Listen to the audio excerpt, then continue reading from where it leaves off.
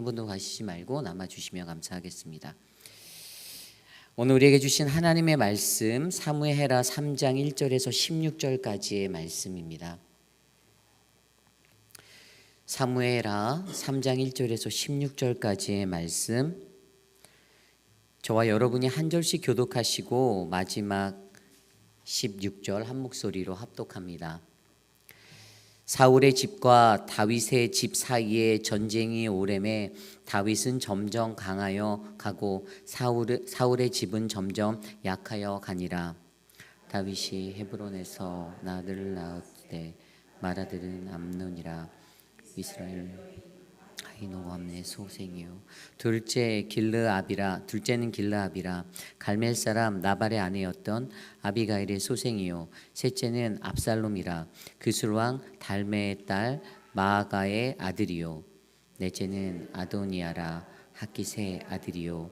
다섯째는 스바다랴. 아비달의 아들이요. 여섯째는 이드르암이라. 다윗의 아내 에글라의 소생이니 이들은 다윗이 헤브론에서 낳은 자들이더라. 사울의 집과 다윗의 집 사이에 전쟁이 있는 동안에 아브넬이 사울의 집에서 점점 권세를 잡으니라. 사울에게 첩이 있었으니 이름은 리스바요 아야의 딸이더라. 이스보셋이 아브넬에게 이르되 내가 어찌하여 내 아버지의 첩과 통간하였느냐 하니 아브넬이 이스보셋의 말을 매우 분하게 여겨 이르되 내가 유다의 개 머리냐? 내가 오늘 당신의 아버지 사울의 집과 그의 형제와 그의 친구에게 은혜를 베풀어 당신을 다윗의 손에 내어주지 아니하였거늘 당신이 오늘 이 여인에게 관한 내 허물을 내게 돌리는도다. 여호와께서 다윗에게 맹세하신 대로 내가 이루게 하지 아니하면 하나님이 아브넬에게 벌 위에 벌을 내리심이 마땅하니라. 그 맹세는 곧 이 나라를 사울의 집에서 다윗에게 옮겨 왕위를 단에서 부엘세바까지 이스라엘과 유다에 세우리라 하신 것이니라 하매 이스보셋이 아브넬을 두려워하여 감히 한마디도 대답하지 못하니라. 아브넬이 자기를 대신하여 전령들을 다윗에게 보내어 이르되 이 땅이 누구의 것이니이까? 또 이르되 당신은 나와 더불어 언약을 맺었다. 내 손이 당신을 도와 온 이스라엘이 당신에게 돌아가게 하리이다 하니 다윗이 이르되 좋다. 내가 너와 언약을 맺거니와 내가 내게 한 가지 일을 요구하노니 나를 보러 올 때 우선 사울의 딸 미가를 데리고 오라. 그리하지 아니하면 내 얼굴을 보지 못하리라 하고 다윗이 사울의 아들 이스보셋에게 전령들을 보내 이르되 내 처 미가를 내게로 돌리라. 그는 내게 전에 블레셋 사람의 포피 100개로 나와 정혼한 자니라 하니 이스보셋이 사람을 보내 그의 남편 라이스의 아들 발디엘에게서 그를 빼앗아오매 그의 남편이 그와 함께 오되 울며 바우림까지 따라왔더니 아브넬이 그에게 돌아가라 하매 돌아가니라. 아멘. 믿는 이의 강성함과 약함, 예수 늘 함께 계시네라는 말씀의 제목으로 함께 말씀 나누겠습니다. 믿는 이의 강성함과 약함, 예수 늘 함께 계시네. 많은 사람들은 늘 강해지기를 원합니다. 무언가하면 좀 더 잘하고 싶고 좀 더 이렇게 디벨로핑 되고 싶은 그러한 마음이 저와 여러분 모두에게 있을 줄 믿습니다. 인간은 그렇게 강해지고자 하는 본능을 가지고 이 세상을 살아가고 있습니다. 그 누구든지 다 그런 마음이 있죠. 저 또한 그런 마음이 있습니다. 교육전도사였을 때 처음 신학교를 들어가고 교육전도사라고 불리는 그 시간에는 풀타임 전도사가 되는 그 전임 전도사가 되는 게 꿈이었습니다. 그러다가 이제 졸업한 시점에는 이제 준목사가 되는 강도사라고 불리죠. 준목이 되는 게 꿈이었고 그리고 나서는 언제 목사 안수 받나 해서 목사 안수를 받는 부목사가 되는 게 꿈이었고 부목사를 오랫동안 하다 보니까 언제 담임 목사 되나라고 꿈꾸는 그 욕망은 끝이 없었습니다. 이처럼 인간이 가졌던 그러한 강성함의 꿈 누구나가 다 갖는 것인데 하나님께서는 오늘 요즘에 우리가 묵상하고 있는 이 사무엘 하의 말씀을 통하여 이스라엘의 모습을 비춰주시며 우리에게 그리스도인 하나님을 믿는 백성들이 가져야 하는 강성함 그리고 약함이 무엇인지에 대해서 바라보게 하십니다. 여러분들 오늘 말씀 안에서 우리에게 주시는 귀한 은혜가 바로 여러분들 또 저의 모습 그러한 모습이 되기를 간절히 소망합니다. 그 모습들을 비추어 보며 과연 나는 예수를 믿는 한 사람으로서 어떠한 믿는 이의 강성함과 약함을 알아야 하는지 오늘 주시는 말씀을 통해 함께 살펴보기를 원합니다. 오늘 가장 먼저 우리는요 말씀을 통해서 강성해지는 다윗의 집을 한번 살펴보고 그 다음에 약해져가는 사울의 집을 살펴보기 원합니다. 오늘 말씀 1절에 이렇게 나와 있습니다. 사울의 집과 다윗의 집 사이에 전쟁이 오래매 다윗은 점점 강하여 가고 사울의 집은 점점 약하여 가니라. 아멘. 1절 말씀에 보면 사울의 집과 다윗의 집 이 두 집안의 전쟁이 있었다라고 합니다. 그런데 잘 생각해 하셔야 하는 것은 이 전쟁은 물리적인 싸움이 아닙니다. 이것은 그들 안에 긴장감이 감도는 적대적인 관계 그러한 팽팽한 긴장감 속에 놓여 있는 대치적인 그러한 관계들이 오랫동안 지속되고 있었다라는 것입니다. 우리는 이전의 말씀을 통하여서 다윗이 남유다 그 유다의 왕으로 세워지고 나머지 11개 지파의 이스라엘에 관한 왕으로 하나님께서 세운 사람은 아니지만 사람이 세웠던 그러한 사람이 있음을 우리는 알고 있습니다. 이 이스보셋을 통해서 그 나라를 이끌게 하신 하나님. 그런데 바로 그 두 집안에 여전히 오래된 긴장감이 감돌고 있었습니다. 그런데 오늘 1절 말씀이 굉장히 임팩트 있고 중요한 것은 다윗의 집은 점점 강하여 가고 사울의 집은 점점 약하여 간다라고 설명하고 있다는 사실입니다. 한번 생각을 해볼까요? 다윗은 유다 사람들에게 기름 부음을 받아 왕이 되었습니다. 그때 유다 사람들이 몇 명이나 있었을까요? 민수기 말씀을 살펴보면 민수기에는 1차 인구조사가 있었고 민수기 26장에 가면 2차 인구조사가 있었는데 그것을 토대로 볼 때 거기에서 2차 인구조사가 있었던 민수기 26장에 유다 족속의 숫자는 76,500명으로 집계되어져 있습니다. 그런데 토탈 12지파의 총합이 얼마였는지 아십니까? 60만 1,730명. 숫자적으로 보면 당연히 11개 다른 지파가 우월하게 앞서 있었던 숫자를 과시합니다. 이 머릿수로 싸워도 분명히 전쟁에서 이길 수 있는 그러한 머릿수를 가지고 있는데 왜 하나님은 오늘 이 내전의 양상을 가지고 이들이 사울의 집은 쇠하여만 가고 다윗의 집은 점점 강하여 간다라고 말씀하였을까요? 오늘 먼저 다윗의 집을 먼저 살펴보면요. 오늘 다윗의 집은요. 외적으로 굉장히 강성해지고 있었던 집임으로 알 수 있습니다. 오늘 말씀 2절부터 5절까지 말씀을 보면요. 다윗이 헤브론에서 아들들을 낳았으되 맏아들은 암논이라 그리고 둘째는 길르압이라 그리고 셋째는 압살롬이라 그리고 넷째는 아도니아라 그리고 다섯째는 스바다라 여섯째는 이드르암이라다라고 그렇게 나와 있습니다. 뜬금없이 다윗이 헤브론에서 낳았던 자식들의 6 아들들의 이름을 열거하고 있는 이유, 그 당시만 해도 자식은 축복의 통로였습니다. 자식이 많으면 번성하고 그들이 부유하다라는 어떤 다복함, 부유함의 상징이 되기도 하였습니다. 다윗이 이렇게 많은 자손들을 가지고 있다라는 것들이 성경에서 강조되어지며 다윗의 가문이 강성하여지고 있다라는 것들을 나타내주고 있습니다. 게다가 사무엘하 5장 때로 넘어가잖아요. 사무엘하 5장으로 넘어가면 예루살렘에서의 또 다른 처첩들을 둬서 거기에서 솔로몬이라는 왕까지 더 많은 자녀들이 나오게 됩니다. 엄청나게 많은 자식들이 다윗에게 있었습니다. 그것들 통하여서 증거되어지는 것이 바로 이 다윗의 왕가 이 다윗의 가문이 점점 강성하여진다라고 그렇게 성경은 강조하고 있습니다. 이 사무엘서를 썼던 사무엘 저자는요, 이 사무엘서를 통해 이스보셋의 쇠퇴함과 그리고 다윗이라는 사람의 흥하는 그 강성함을 그 저자는 포인트로 해서 기록하고 싶었던 것 같아요. 그런데 우리가 여기서 한 가지 좀 더 중요하게 생각해 보아야 하는 것이 있는데 다윗이 정말로 강성하여졌을까요? 제 눈에는 그래 보이지 않았습니다. 왜일까요? 다윗이 외적인 모습의 풍성함은 가지고 강성해 보였을 수 있으나 그의 내적인 것에는 하나님의 법이 조금씩 깨어지는 틈새가 생기기 시작했음을 저는 느낄 수 있었습니다. 하나님께서 그들에게 자녀들을 주셨는데 오늘 말씀에 나온 이 6 자녀들만 살펴보아도 여러분 암논은 어떠한 일의 모습으로 나타났습니까? 성경에 보면 암논은 13장에 가면은 이복누이 다말을 강간하여 압살롬에게 살해당하는 그러한 일이 일어나게 됩니다.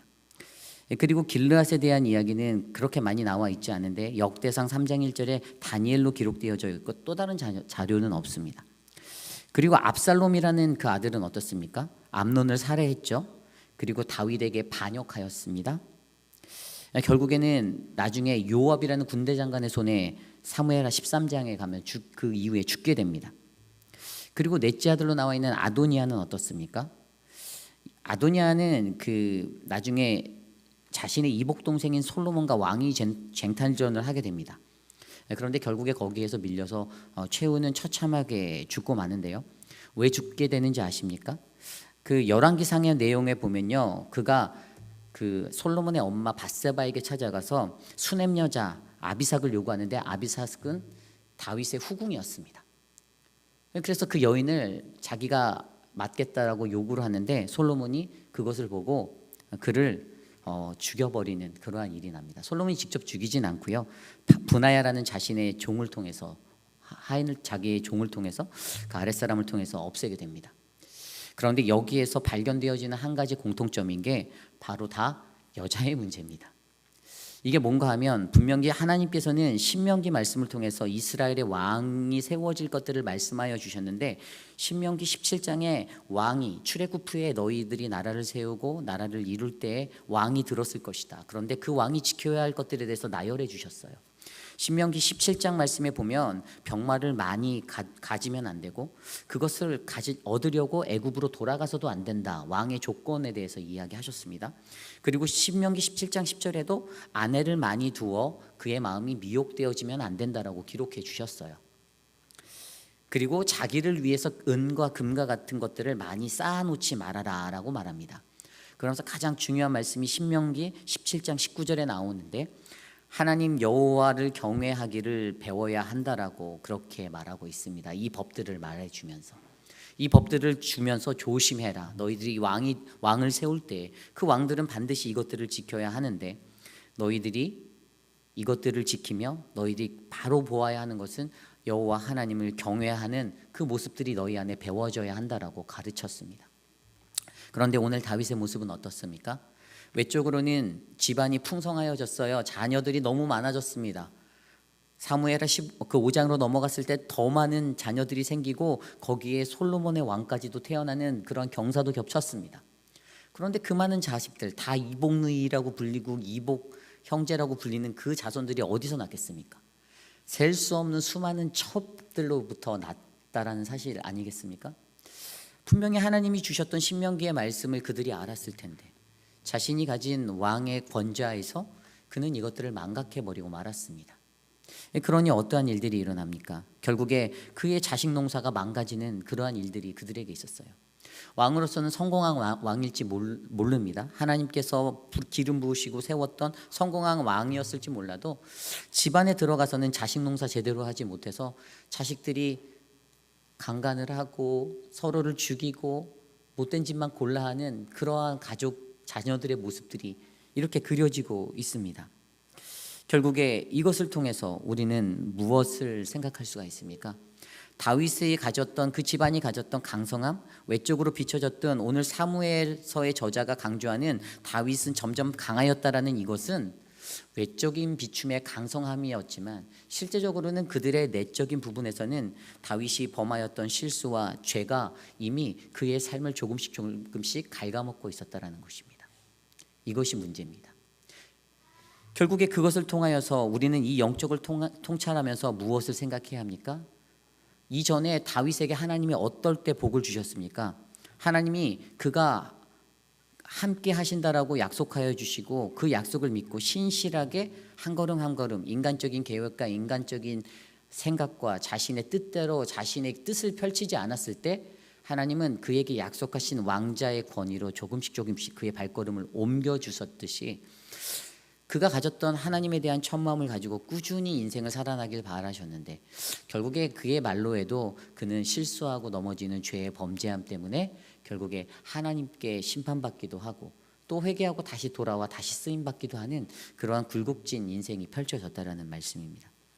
결국 이것을 통하여서 우리에게 주시는 것은 여호와께서 다윗과 함께 계신다라는 그 사실, 이것들을 한번 생각해 보아야 합니다. 사무엘상에서요, 사무엘상 18장 12절과 14절 28절에 보면 여호와께서 다윗과 함께 계신다라는 말씀이 3번 반복해서 나와요. 그때만 해도 분명히 사무엘상 초반부에만 해도 분명히 하나님이 그와 함께 계셨습니다. 그리고 사실 오늘도 함께 계십니다. 그런데 그의 삶 가운데 알게 모르게 조그만 틈이 생겨서 어떻게 해요? 그의 영적인 것들을 무너뜨리기 위해서 사단이 굉장히 간사하거든요.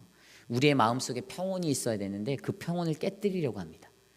인간적인 관계에서도 조금만 남이 내게 싫은 말하면 그것 때문에 삐지기도 하고요. 섭섭막이 틈타들어서 내가 짜증나고 불쾌해지기도 하고 불편해지기도 하고 사단은 그 틈을 자꾸만 노리거든요.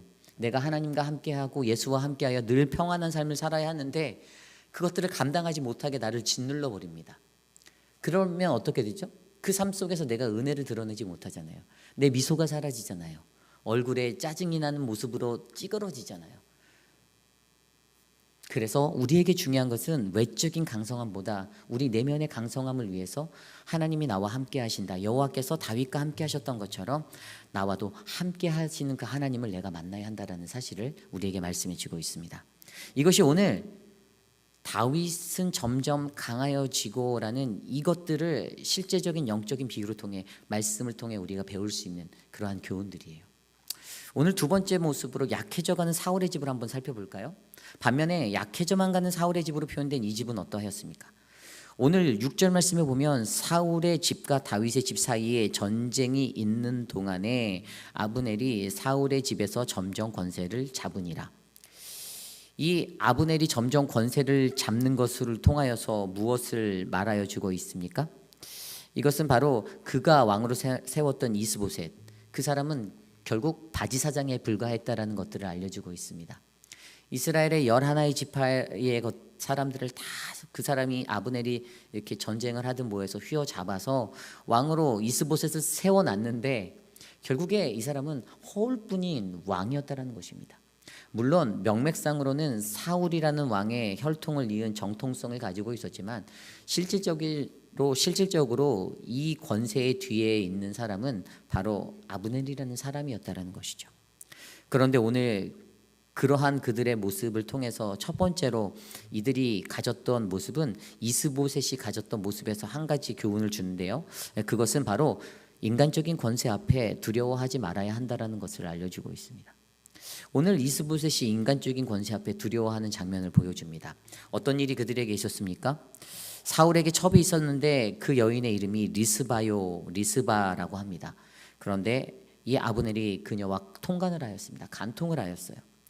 그래서 이스보셋이 그것을 마음에 두어 그 고대 사람들에게 있었던 한 가지 그들 안에 전례적으로 느껴졌던 사상이 있었는데 왕의 여자를 건드리는 것은 왕권을 찬탈하는 것이다라고 왕의 권세를 노리는 것이다라고 그 당시에 그렇게 생각하였습니다. 그래서 앞서 제가 설명드렸던 이 아도니아의 최후, 그 다윗의 아들 아도니아의 최후도 그것 때문에 그렇게 솔로몬에 의해서 죽임을 당하는 인생이 되었잖아요. 그런데 오늘 동일하게 이 사울의 집안에 있는 이 첩을 바로 이 아브넬이 탐하여서 통관하였습니다. 그것을 보고 그가 아브넬에게 이렇게 이야기합니다. 오늘 말씀 7절 말씀입니다. 사울에게 첩이 있었으니 이름이 리스바요 아야의 딸이었더라. 이스보셋이 아브넬에게 이르되 내가 어찌하여 내 아버지의 첩과 통관하였느냐 하니, 이 말을 들은 아브넬이 어떻게 됩니까? 아브넬이 이스보셋의 말에 매우 분하게 여겼다라고 설명합니다. 화가 엄청난 겁니다. 엄청 화가 났어요. 그래서 그 사람이 말하는 게 내가 유다의 개 머리냐? 내가 오늘 당신의 아버지 사울의 집과 그의 형제와 그의 친구에게 은혜를 베풀어 당신을 다윗의 손에서 내주지 아니하였거늘 당신이 오늘 이 여인에게 관한 허물을 내게 돌리는도다 라고 말합니다. 야, 내가 여태까지 너한테 한 게 얼만데?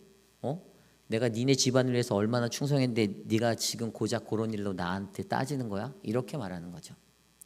그런데 그러한 것들을 듣고 11절 말씀에 이스보셋이 아브넬을 두려워하여 감히 한마디도 대답하지 못하였다라고 말합니다.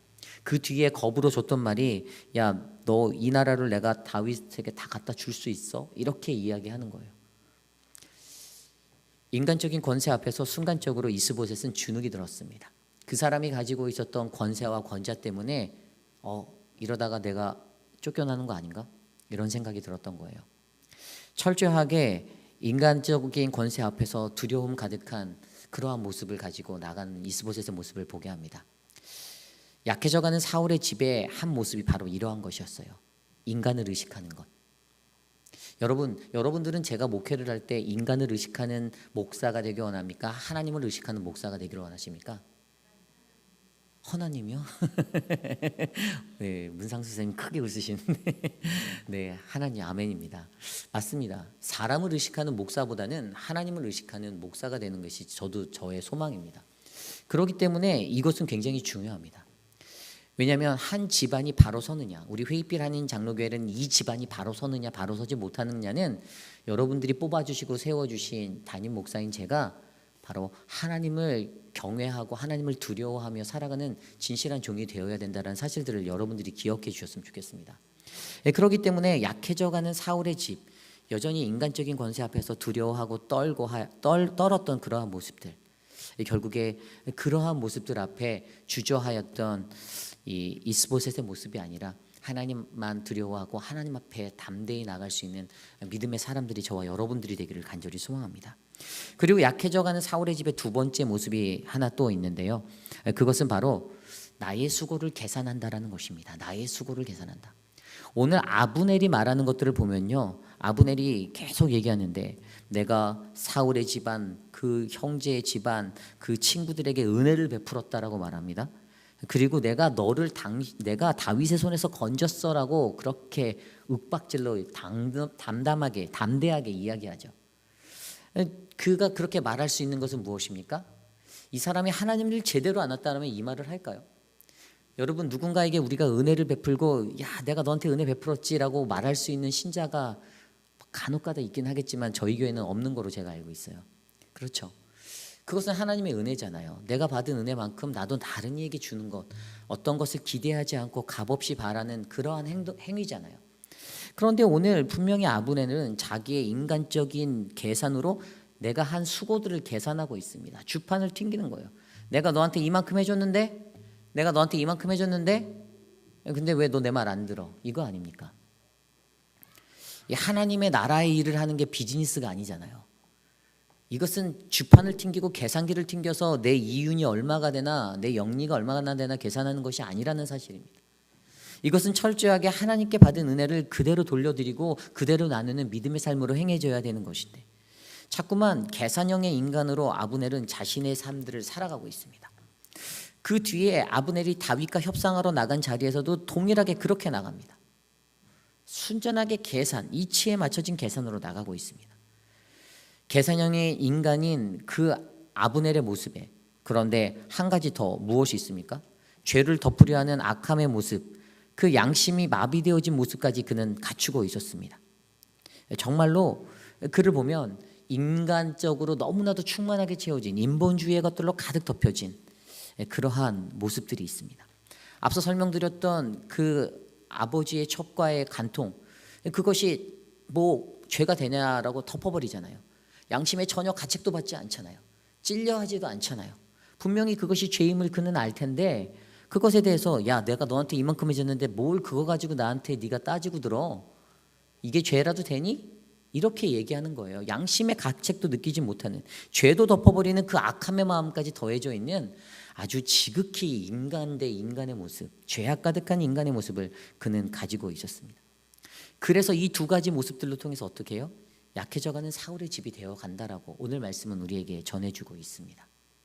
그래서 이 약해져만 가는 사울의 집에 어떤 일들이 일어납니까? 인간적인 갈등이 일어나요. 이스보셋과 아비넬이 서로 갈등하기 시작합니다. 갈등해요. 그리고 어떻게 되죠? 아브넬이 더 나아가서 한 가지 더 모습, 배신해버리는 모습으로 나가잖아요. 세 번째 모습, 배신하는 그 모습. 오늘 말씀 12절 이후에 보면요, 전령을 보내서요, 다윗에게 전령을 보내서 언약을 맺자고 합니다. 이제 배신을 하는 거죠. 아주 배신의 아이콘이 되기로 작정을 한 거예요. 이제 이스보셋에게는 소망이 없다. 얘가 내 말 안 듣는 것 같은데 안 되겠다, 갈아타야겠다 생각을 한 것 같아요. 그런데 그 언약을 맺을 때 13절에 보면 조건으로 미갈을 데리고 오라라고 말합니다. 다윗이 또 조건을 걸어요. 미갈을 가지고 와라, 데리고 와라, 나에게 돌려줘라. 미갈이 누굽니까? 네, 사울의 둘째 딸이에요. 사울에게 두 딸이 있었는데 둘째 딸이었는데, 옛날에 사울이 다윗을 견제할 때 볼모로 잡으려고 이렇게 했는데, 이것에 대한 견해가 되게 많아요. 이 미갈을 데리러 오라고 말한 다윗의 의도가 무엇이었을까? 여러분 뭐라고 생각합니까? 많은 신학자들이 두 가지 부류로 보는데, 정말로 사랑했다, 그리고 두 번째는 정치적인 계략이었다. 이스라엘의 11개 지파의 지지를 받기 위해서, 왕권에 대한 그것들을 정확하게 세우기 위해서 다시 미갈을 자기의 아내로 데려왔다라는 그러한 두 가지 논리가 있는데, 어느 쪽에 여러분들은 의견이 가십니까? 제 의견은 다윗이 아직도 미갈을 사랑하였답니다. 전 정치적으로 바라보진 않았어요.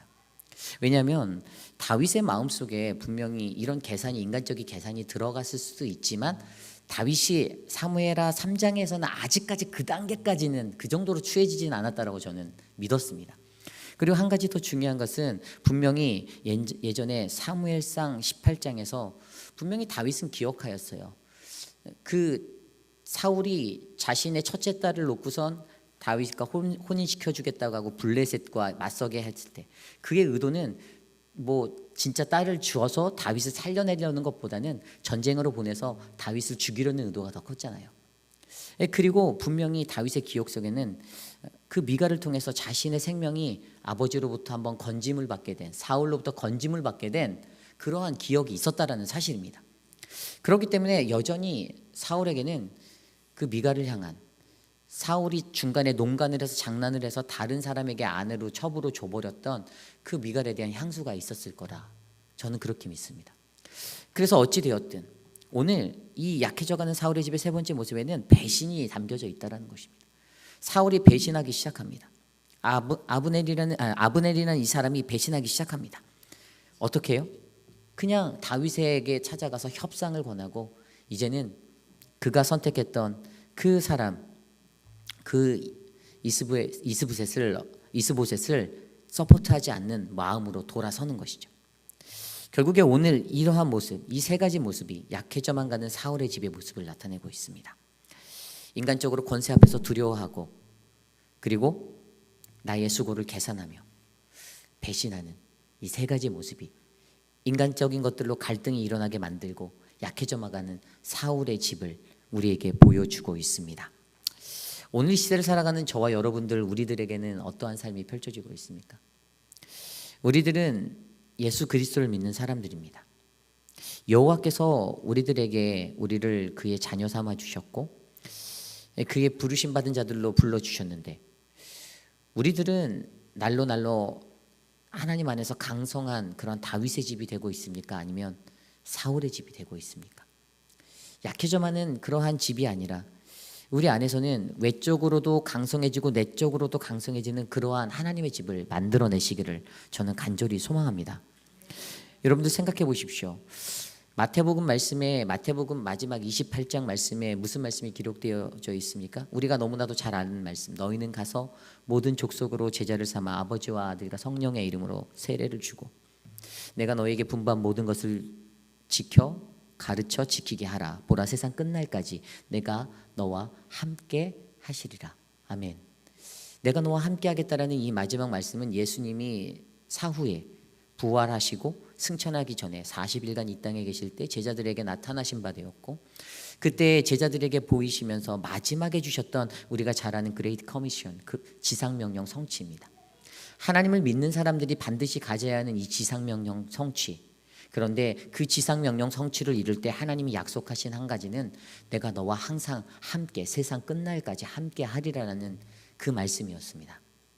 그리고 마태복음의 가장 마태복음에 이것이 가장 강조되고 있다는 걸 우리가 잘 알 수 있는 것은 마태복음 28장에 나온 이 말씀이 마태복음 1장 23절에 보면 보라 처녀가 잉태하여 아들을 낳으리니 그의 이름을 임마누엘이라 하나님이 우리와 함께 하심이다 라는 말씀으로 마태복음이 연결되어져 있다는 것입니다.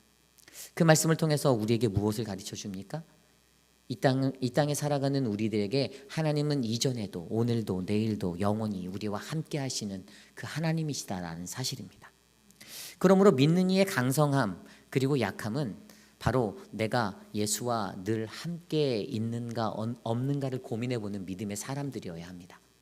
이전에 하나님이 우리와 함께 계셨고 그리고 예수가 우리와 함께 계시는데 예수 그리스도가 죽은 이후에도 성령, 보혜사 성령을 보내주셔서 오늘까지 우리에게 성령의 은혜로 그분이 우리와 함께 하심을 믿고 확신하며 살아가게 만들고 계시지 않습니까? 저는 이 시대를 살아가는 저와 여러분들에게 그러한 하나님의 은혜가 넘치는 인생이 되어지기를 간절히 소망합니다. 우리가 육신적으로는 연약한 자들입니다. 너무 쉽게 좌절하잖아요. 누가 한마디 말만 잘못해도 마음속에 상처받죠. 저도 그래요. 그리고 저 또한 누군가에게 상처 줄 수도 있어요. 그런데 진짜 믿음의 사람들은 이런 것들을 잘 털어내고 일어나는 사람들입니다. 거기에서 휘둘리지 않는 겁니다. 사탄은 우리가 그렇게 해서 넘어지기를 바라요. 인간적인 관계에서 좌절하고 절망하고 고민하고 심취하게 만들고 넘어지게 만드는 것. 그런데 사람 바라보면 넘어집니다. 그런데 우리와 늘 함께 하시는 그 예수 그리스도 바라보십시오. 다윗의 성공의 비결이었던 여호와께서 다윗과 함께 하신다라는 그 은혜를 붙잡아 보십시오. 그러면 우리는 이 험난한 세상 속에서 때로는 마음속에 짜증나는 그런 인생 지사 속에서도 우리는 성공할 수 있고 승리할 수가 있습니다. 그리고 우리 회빛 한인 장로교회는 그러한 믿음의 분들이 가득가득 채워지는 거룩한 하나님의 존전이 될 줄 저는 믿습니다. 오늘 우리에게 주신 말씀을 준비하며 이 찬양이 생각났습니다. 예수 늘 함께 하시네. 함께 우리 이 찬양 불러보겠습니다.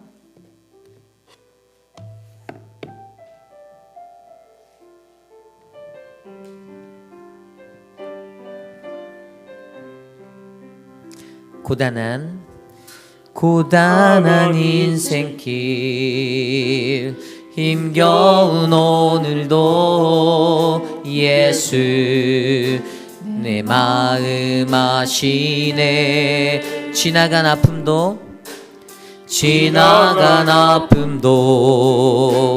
마주할 세상도 예수 내 마음 아시네. 하루를 살아도 기쁨으로 가리.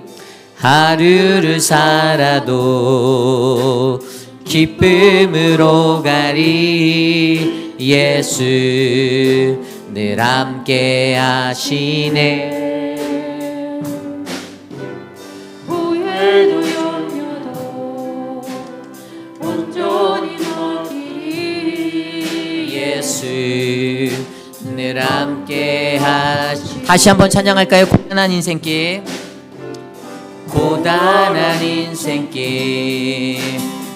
힘겨운 오늘도 예수 내 마음 아시네.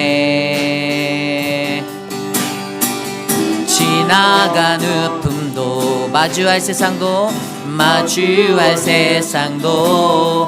예수 내 마음 아시네. 믿음의 눈 들어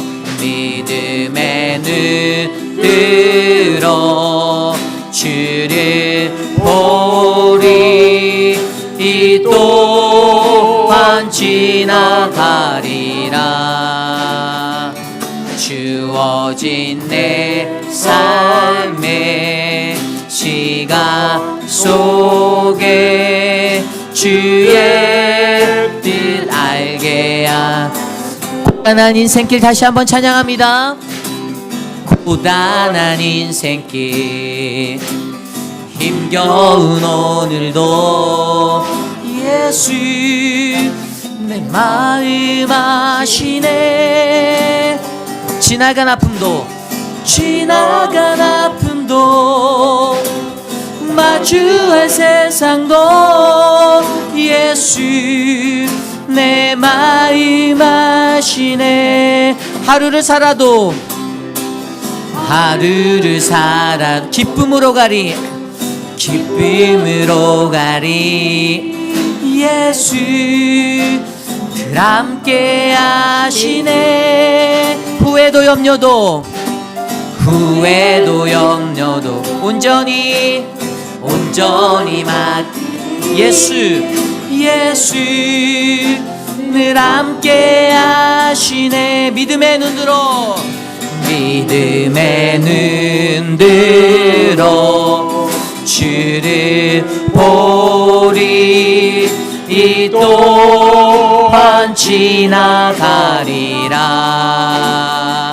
주어진 내 삶의 시간 속에 주의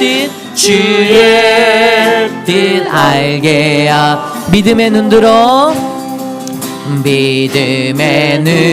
들어 주를 이 또한 지나가리라. 주어진 내 삶의 시간 속에 주의 뜻 우리 하나님 더 높이 찬양합시다. 믿음의 눈 들어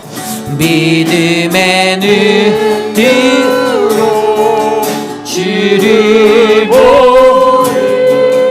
이 또한 지나가리라. 주어진 내 삶의 시간 속에 주의 알게 믿음의 눈 들어 주를 보리. 이 또한 지나가리라. 주어진 내 삶의 주연 속에 주의 뜻 알게. 마지막으로 한 번 더 할까요? 믿음의 눈 들어 주를 보리. 이 또한 지나가리라. 주어진 내 삶의 시간 속에 주의 뜻 알게 하소서. 그렇습니다. 이 시간 우리 교회를 위해서 함께 기도할까요? 하나님이 우리에게 주신 아름다운 교회를 위해서 기도합시다. 우리는 어떠한 교회를 꿈꾸고 계십니까? 다윗의 강성함이 나의 강성함, 우리 교회의 강성함이 되기를 원합니까? 그렇다면 우리가 기도합시다. 하나님, 우리에게 주시는 외적인 강성함, 또 내적인 강성함, 그 모든 강성함을 주셔서 우리가 하나님이 원하시는 거룩한 인생 살아낼 수 있도록 우리를 사용하옵소서. 이 시간 함께 기도합니다. 하나님 감사합니다. 우리 교회를 지켜주시기를 소망합니다. 사랑하는 우리 회입비라는 장로교회가 하나님 외적으로